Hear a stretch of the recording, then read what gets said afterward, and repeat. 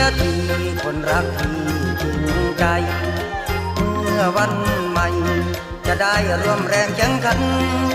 นอนลุ้นตักสายรักสายสัมพันธ์สู้มาด้วยกันลำบากยากจน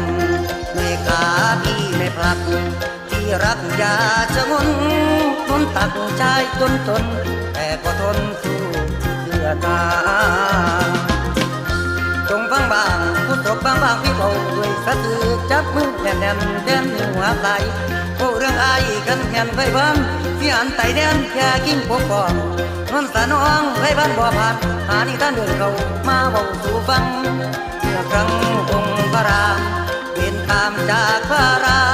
ติดตามนางสีดาในดงป่าทรมานหนังสือที่เคยเรียนรามเกียรติ์